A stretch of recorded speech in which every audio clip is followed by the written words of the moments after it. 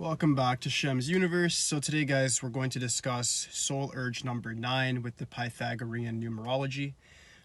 So this is a not very talked about number in regards to soul numbers, but it's actually very astonishing. I did a lot of research on it, and it's quite a peculiar number.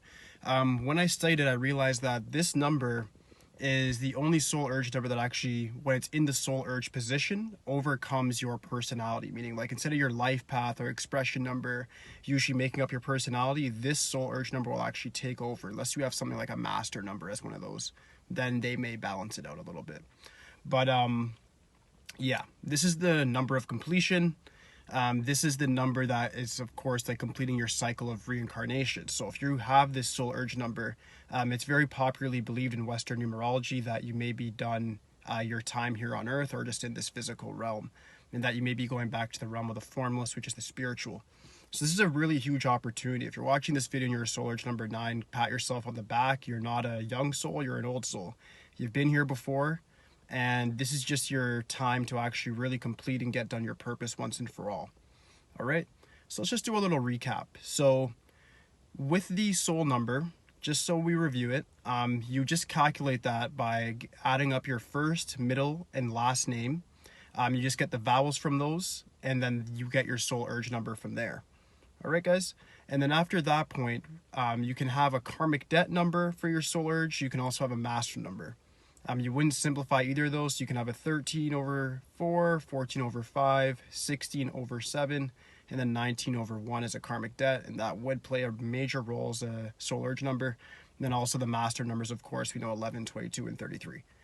Okay, so to continue on with the 9 now, though, it's a very selfless number. It's into helping others, and its purpose is always above itself. So the ultimate purpose of the 9 is to get above the nagging of the ego.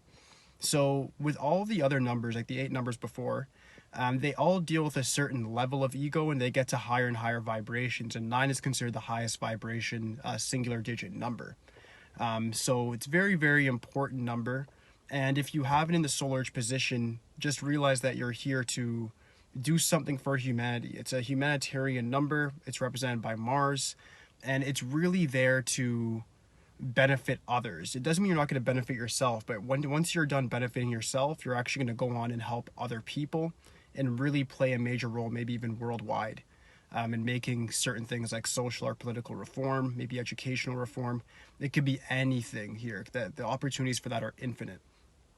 Popular careers that soul urge number 9s typically pursue would be like therapeutic, law is very popular, philanthropic things such as charitable activities. So like they start charities.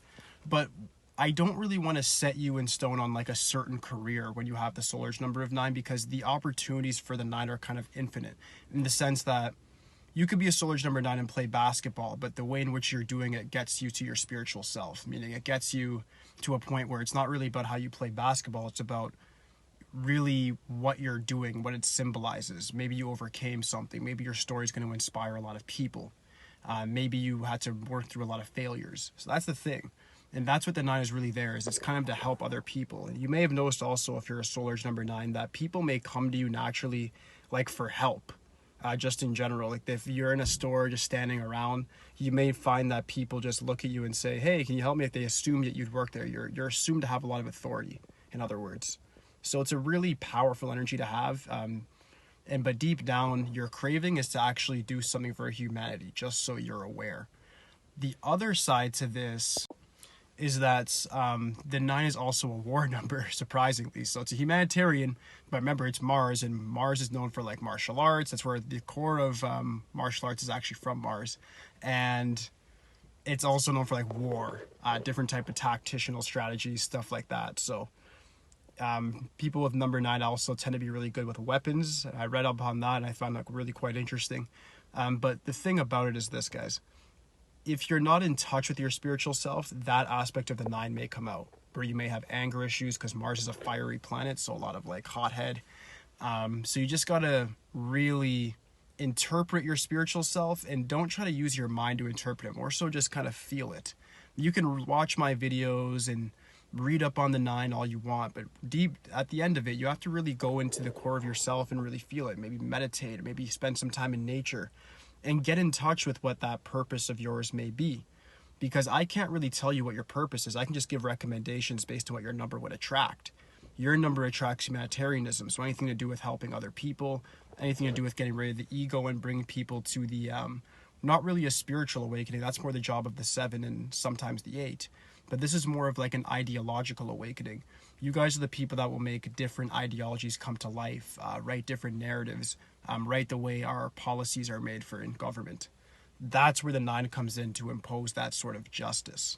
So it's a very, very important number, and it makes sense that it would be your final chapter here, is just to leave a very lasting mark that benefits others. It can also be a lasting mark that doesn't benefit others. It could be chaotic, but it just really depends on what you want to do. The only risk factor I do want to bring up to you if you do have the soul urge number of 9 is that if you do choose the negative route, you may restart your whole cycle and have to go through certain like karmas, maybe even have a lot of karmic debt numbers, anything like that. So you want to be very careful. You're given great power, and like they say in Spider-Man, sounds cliche, but great power does come with great responsibility. So just understand that if you do have this number in the soul urge position, it's going to impose a lot of its will on your personality, the way you view things, the way you perceive the world. But you just want to make sure that even if you have a negative upbringing or negative surroundings, you still try to come up with your own ideology and get that justice made. So pretty much, if you guys have any questions on the 9 whatsoever, you just let me know in the comments or email me at shem_roy@hotmail.com. I'm also available on Instagram as well at shemsuniverse 8.0. But aside from that, that would conclude my video on the soul urge number 9. But if you guys have any other questions, reach me at one of those things and I'll definitely get back to you as soon as I can. The next thing I'm going to discuss going forward is going to be the karmic debts I'm going to start with. And then I'm going to do the master numbers for the soul urge. And after that point, we just have personality numbers to get through. I'm going to give you guys a quick synopsis on Western numerology, like the transition numbers and so forth. And then I'm going to get back to astrology and get into the deacons.